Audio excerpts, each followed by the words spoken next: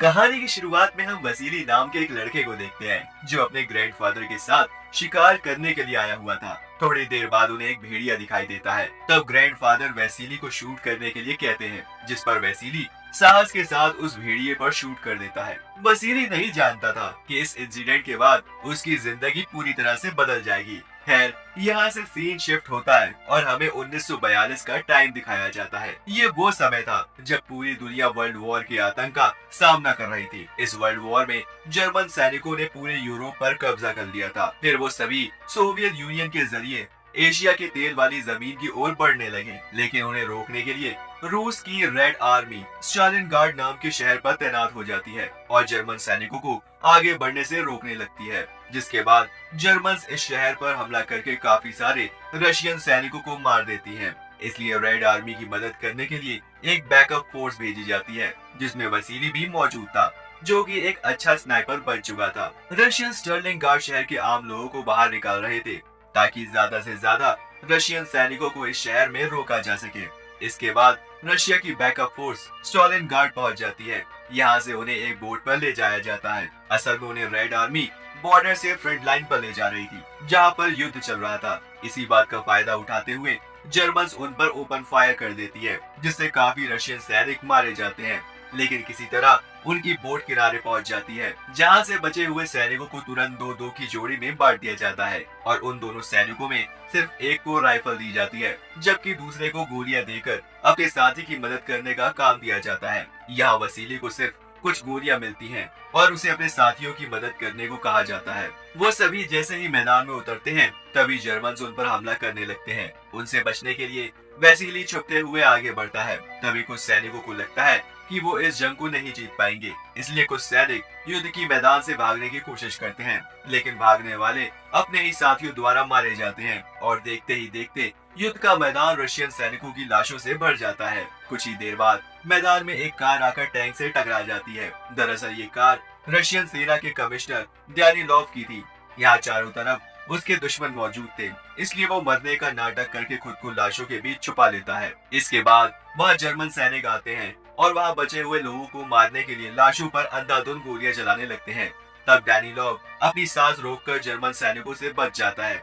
जैसे ही जर्मन उससे थोड़ा दूर जाते हैं, तब डैनिलोव अपने मरे हुए सैनिकों की राइफल उठाकर जर्मन सैनिकों पर निशाना लगाता है। दूसरी तरफ हम वसीली को देखते हैं, जो कि डैनिलोव की तरह मरने का नाटक कर रहा था। यहाँ डैनिलोव देखता है कि राइफल में गोलियां नहीं है। तब वसीली कमिश्नर को अपने हिस्से की गोलियां सौंप कर उसे बताता है कि जब यहाँ कोई ब्लास्ट होगा तभी तुम्हें गोलियां चलानी होगी, जिससे उन्हें हमारे लोकेशन का पता नहीं चल पाएगा। अब जबकि डैनिलोव के पास राइफल चलाने की स्किल नहीं थी, इसलिए वो उस राइफल को वसीली के हाथों में सौंप देता है। जिसके बाद वहाँ एक और कार आती है, जिससे ब्लास्ट शुरू हो जाता है और इस मौके का फायदा उठाकर वसीली सभी जर्मन स्नाइपर को मार डालता है। तब वसीली की स्किल को देखकर डैनिलोव बहुत इम्प्रेस होता है, इसलिए वो हेडक्वार्टर पहुंचने के बाद वसीली की बहादुरी के बारे में एक नोट लिखता है, जिसे वो पेपर में भी छपवाता है। इसी दौरान रेड आर्मी के हेड ऑफिसर को महसूस होता है कि उनकी सुरक्षा कमजोर हो रही है, क्योंकि उनके सैनिक देश के लिए अपनी जान देने के लिए तैयार नहीं थे। इसलिए जनरल निकिता अपने डिफेंस सिस्टम को दोबारा सही करने का सोचते हैं,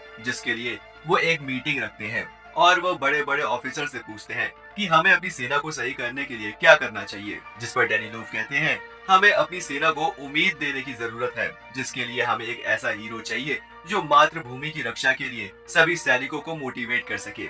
जिस पर निकिता डैनिलोव से पूछता है कि क्या तुम्हारी नजरों में ऐसा कोई सिपाही है जो रेड आर्मी का हीरो बन सके। तब डैनिलोव उन्हें वसीली के बारे में बताता है, जिसे सुनकर निकिता बहुत इम्प्रेस होता है और उसकी स्टोरी को सभी न्यूज़पेपर में छापने को कहता है। इसके बाद वसीली की स्किल्स को देखते हुए उसे स्नाइपर डिवीजन में ट्रांसफर कर दिया जाता है। साथ ही उसकी कहानी पूरे देश में फैल जाती है, जिससे वो काफी फेमस हो गया था। इसी तरह समय बीतता जाता है और वसीली धीरे धीरे जर्मन को मारने लगता है, जिस वजह से जर्मन युद्ध हारने लगे थे। इसलिए वो वसीली को मारने के लिए मेजर कोनिक को बुलाते हैं, जो कि जर्मन सेना का फेमस स्नाइपर था। दूसरी ओर हम वसीली को एक मिशन पर देखते हैं, जहां उसकी मुलाकात साचा नाम के एक लड़के से होती है। साचा वसीली को बताता है कि वो उसका बहुत बड़ा फैन है। साथ ही वो वसीली को अपने घर पर इनवाइट करता है, जिसके बाद वसीली उसकी बात मानकर उसके घर जाता है, जहां उसकी मुलाकात साचा की माँ मिसेस फ्लिप-पॉप से होती है। तभी वहाँ डैनिलोव आता है, जो वसीली को उसके फैंस के लेटर देते हुए कहता है कि तुम्हें अपने फैंस को जवाब देना चाहिए। कुछ देर बाद वहाँ तानिया नाम की एक लड़की आती है जो कि एक सैनिक है और मिसेस फ्लिप पॉप उसके लिए एक फैमिली की तरह है। यह वैसीली तानिया को बताता है कि मैंने स्टालिनग्राड जाते समय तुम्हें देखा था, जिस पर तानिया कहती है कि मैंने इससे पहले तुम्हें कहीं नहीं देखा, लेकिन पेपर में तुम्हारी न्यूज पढ़ी थी, इसलिए मैं तुम्हें पहचानती हूँ। यहाँ डैनी लॉव और वसीली दोनों तानिया की तरफ अट्रैक्ट होते हैं। तभी डैनी लॉव को पता चलता है कि तानिया को जर्मन भाषा आती है, इसलिए वो उसे हेडक्वार्टर में जॉब दे देता है ताकि वो जर्मन कोड को समझकर उनकी मदद कर सके। अगले दिन वसीली को पुराने डिपार्टमेंट स्टोर में तैनात किया जाता है क्योंकि वहाँ एक जर्मन स्नाइपर उनकी सेना के लिए परेशानी खड़ा कर रहा था। जब वसीली वहाँ पहुँचता है तो उसे खिड़की के पास एक शैडो दिखाई देती है, तब वो उस पर शूट करके उस स्नाइपर को मार डालता है। इसके बाद वसीली अपने एक साथी के साथ उस मरे हुए स्नाइपर का टैग लेने के लिए जाता है और अपने दूसरे साथी से उसे कवर करने को कहता है, लेकिन तभी अचानक से एक जर्मन स्नाइपर वसीली के दूसरे साथी को शूट करके मार डालता है, जिससे वसीली समझ जाता है कि उसने जिस शैडो पर गोली चलाई थी वो कोई स्नाइपर नहीं था, बल्कि जर्मन स्नाइपर ने उन्हें अपने जाल में फंसाने के लिए एक चाल चली थी। असल में यह जर्मन स्नाइपर कॉनिक था, जिसे अभी अभी वसीली को मारने के लिए लाया गया था। इसी बीच जर्मन सेना के प्लेन बिल्डिंग पर बम गिराने लगते हैं, जिससे वसीली का साथी काफी डर जाता है और वहाँ से भागने का सोचता है। तो वसीली उसे शांत करने की कोशिश करता है, लेकिन वो उसकी बात नहीं सुनता और वहाँ से भाग जाता है, जिस वजह से कॉनिक ने उसे गोली मारकर मौत के घाट उतार दिया था। इसके बाद कॉनिक वहाँ से निकल जाता है और यहाँ उसकी मुलाकात साचा से होती है, जिससे कॉनिक अपने जूते साफ करवाता है। तब साचा उसे खाने के बदले वसीली के बारे में इंफॉर्मेशन देता है। दूसरी तरफ वसीली डैनी लॉव से मिलकर उसे जर्मनी के नए स्नाइपर के बारे में बताता है, जिस पर डैनी लॉव उसे बताता है कि उस स्नाइपर का नाम कॉनिक है, जो कि जर्मन सेना का सबसे अच्छा स्नाइपर है।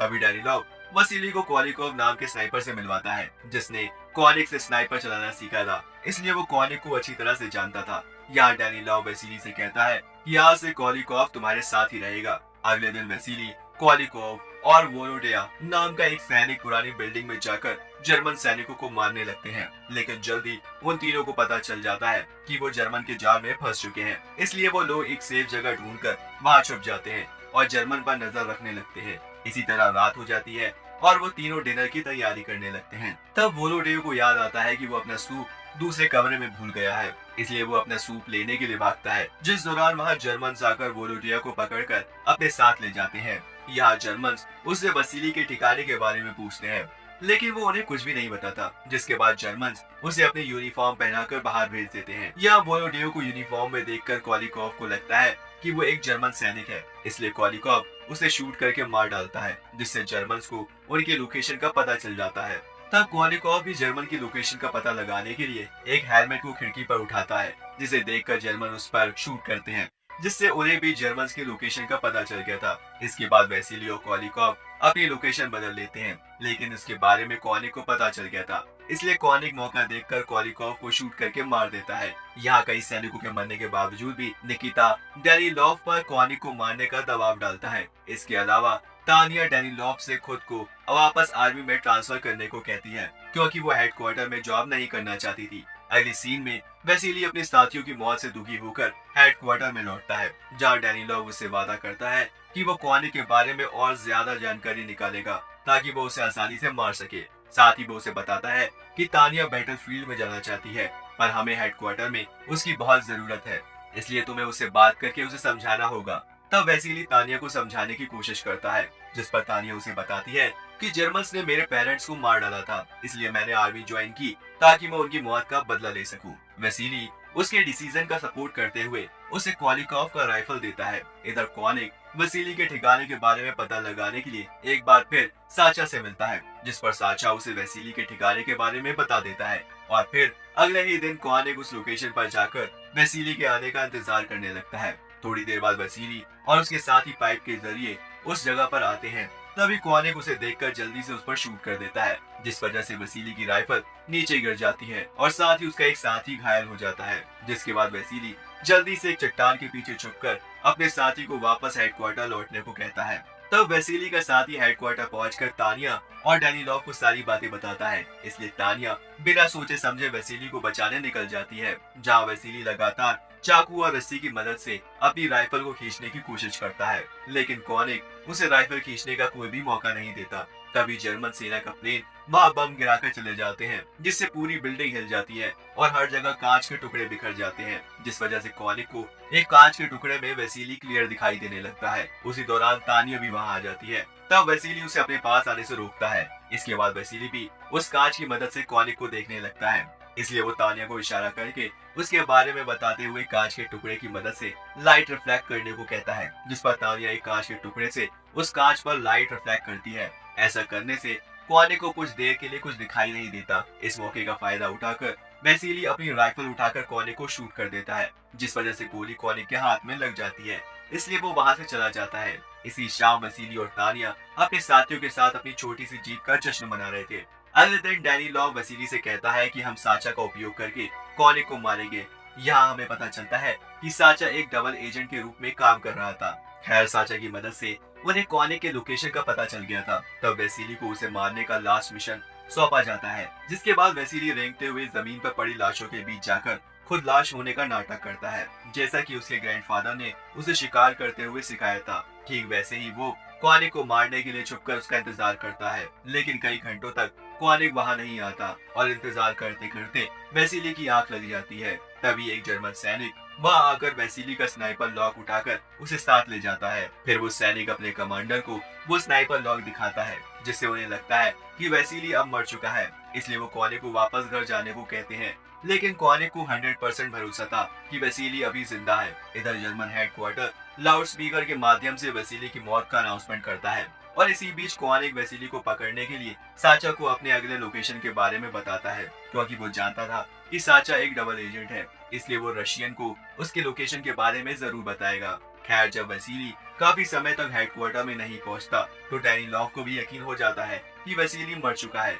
इसलिए वो पेपर में उसकी मौत के बारे में लिखना शुरू कर देता है। लेकिन तभी वेसिली वहां आता है, जिसे देखकर सभी लोग हैरान हो गए थे। जल्दी वेसिली को साचा के जरिए पता चलता है कि तानिया कॉनिक को मारने के लिए स्टेशन गई है, जिस वजह से वेसिली और डैनिलोव तुरंत उसे बचाने के लिए निकल जाते हैं। वहाँ वो लोग तानिया को सुरक्षित देखकर खुश होते हैं और तानिया भी वेसिली को जिंदा देखकर खुशी के मारे उसे किस कर लेती है। दरअसल वो दोनों एक दूसरे से प्यार करने लगे थे, पर जब डैनिलोव को इसके बारे में पता चलता है तब वो वेसिली से नफरत करने लगता है, क्योंकि वो भी तानिया से प्यार करता था। डैनिलोव इस बात से इतना गुस्सा था कि वो अपनी सेना के प्रति सभी जिम्मेदारियां भूल जाता है और हेडक्वार्टर पहुंचकर वो सबसे कहता है कि वेसिली एक देशद्रोही है। इसी बीच कॉनिक को भी पता चलता है कि वेसिली अभी जिंदा है, जिसके बाद वो साचा को मारकर उसे लटका देता है। अगले सीन में तानिया साचा की लाश देखकर वो उसकी मौत का बदला लेने के लिए कॉनिक के पास जा रही थी। तब वेसिली उसे समझाते हुए कॉनिक को मारने की कसम खाता है। यहाँ डैनिलोव और तानिया मिसेस फ्लिप-फ्लॉप को साचा के बारे में बताकर दुख पहुंचाना नहीं चाहते थे, इसलिए वो उसे झूठ बोलते हैं कि साचा जर्मन सेना में शामिल हो गया है, जिस पर मिसेस फ्लिप-फ्लॉप भगवान से प्रार्थना करती हैं कि उसका बेटा हमेशा सुरक्षित रहे। जिसके बाद वहां से मिसेस फ्लिप-फ्लॉप को बाहर निकालने के लिए एक बोट पर ले जाया जाता है, लेकिन तभी अचानक से वहाँ एक बम फटता है, जिस वजह से तानिया घायल होकर बेहोश हो गई थी। तब डॉक्टर बताता है कि अब उसकी बचने की कोई उम्मीद नहीं है, इसलिए वो उसे वहीं छोड़कर जाने का फैसला करते हैं। जिस पर मिसेस फ्लिप-फ्लॉप रोते हुए कहती है कि तानिया मेरी बेटी है और मैं इसके बिना कहीं नहीं जाऊंगी, इसलिए वो तानिया को अपने साथ ले जाने के लिए मान जाते हैं। दूसरी तरफ डैनिलोव वेसिली के पास जाकर उसे तानिया की मौत की खबर देता है और साथ ही साथ वो खुद को तानिया की मौत का जिम्मेदार समझ रहा था, जिस वजह से उसे बहुत गिल्ट फील हो रहा था और वो खुद को मारना चाहता था। इसलिए वो कॉनिक के सामने आ जाता है।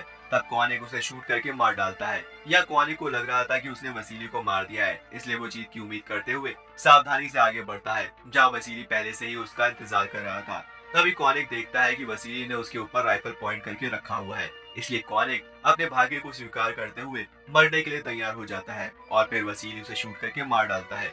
इसके बाद वेसिली डैनिलोव का सम्मान करते हुए उसके हाथों में अपनी राइफल रखकर वहां से चला जाता है। इसके बाद हमें 2 महीने बाद की कहानी दिखाई जाती है, जहाँ स्टालिनग्राड शहर जर्मन से आजाद हो चुका था। साथ ही वेसिली को तानिया का लेटर मिलता है, जिस पर लिखा हुआ था कि वो हॉस्पिटल में है और ठीक है। इसलिए वेसिली तानिया से मिलने के लिए उस हॉस्पिटल में जाता है और उससे मिलकर बहुत खुश होता है। इसी के साथ यहाँ इस अमेजिंग मूवी का एंड होता है दोस्तों।